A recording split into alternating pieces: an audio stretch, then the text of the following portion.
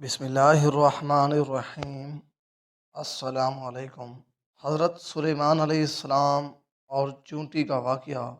ایک دفعہ حضرت سلیمان علیہ السلام کا گزر کسی ایسے میدان میں ہوا جس میں چونٹیاں رہتی تھیں۔ آپ نے یہ سنا کہ ایک چونٹی اپنے ساتھیوں سے کہہ رہی ہے کہ ہوشیار ہو جاؤ اور اپنے سوراخوں میں داخل ہو جاؤ، سلیمان علیہ السلام کا لشکر آ رہا ہے، ایسا نہ ہو کہ تمہیں کچل ڈالے۔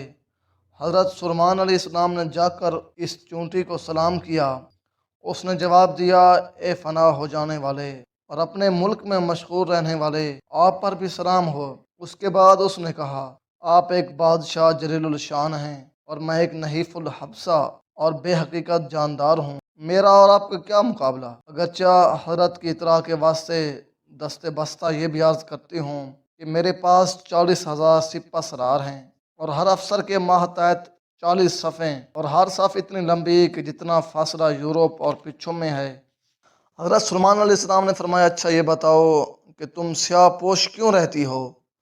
اس نے جواب دیا کہ حضرت، دنیا مصیبت کا گھر ہے اور مصیبت والا ہمیشہ سیاہ پوش رہتا ہے۔ پھر حضرت سلیمان علیہ السلام نے پوچھا، تمہاری کمر میں سیاہ لکیر کیوں ہے؟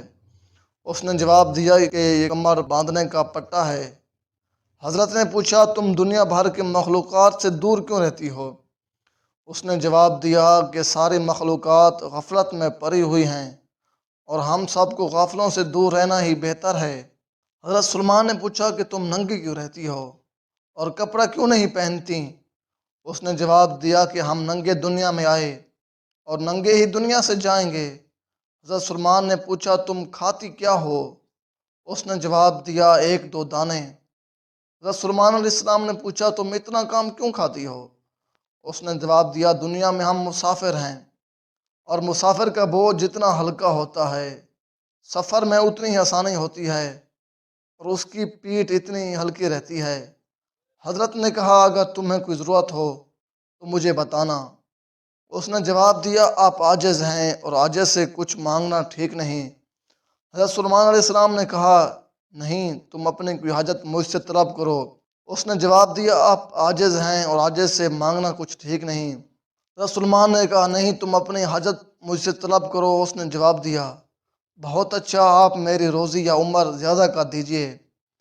حضرت سلیمان علیہ السلام نے فرمایا، یہ تو صرف اللہ ہی کر سکتا ہے، اس کا اختیار مجھ کو نہیں ہے۔ اس نے یہ جواب دیا، جب یہ بات ہے تو پھر میں اپنی حاجت اللہ ہی سے کیوں طلب نہ کروں؟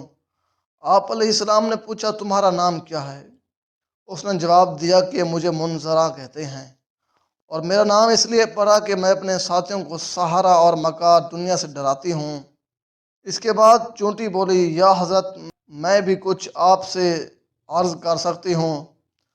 حضرت سلیمان علیہ السلام نے فرمایا، کہو جو کچھ کہنا چاہتی ہو۔ چونٹی نے حضرت سلیمان علیہ السلام سے پوچھا، اس سلطنت میں جو چیزیں آپ کو اللہ تعالیٰ نے عطا فرمائی ہیں، ان میں سب سے زیادہ آپ کو کس پر فخر ہے؟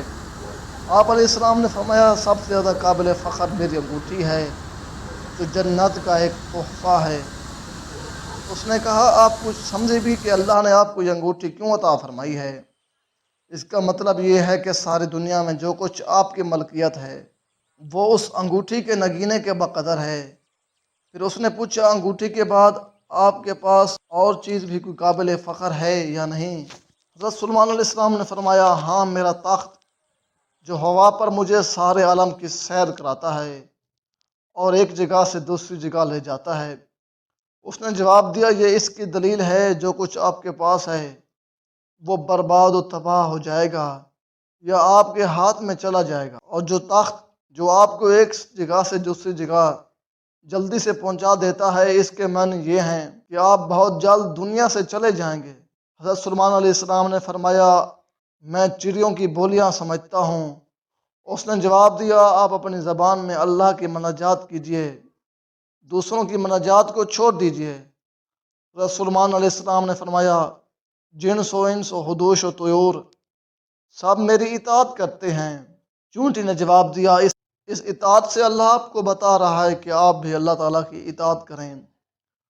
حضرت سلیمان علیہ السلام نے فرمایا، میں انگوٹھی کو عزیز رکھتا ہوں اور اس سے تسکین پاتا ہوں کیونکہ اللہ تعالیٰ کا نام اس پر کنندہ ہے۔ چونٹی نے جواب دیا اللہ تعالیٰ کی ذات کو عزیز رکھیے اور اس کی ذات سے محبت کیجیے، محض نام کو عزیز رکھنا اور نام سے انس رکھنا کچھ ٹھیک نہیں۔ یہ تھا حضرت سلیمان علیہ السلام اور ایک چونٹی کا مقابلہ۔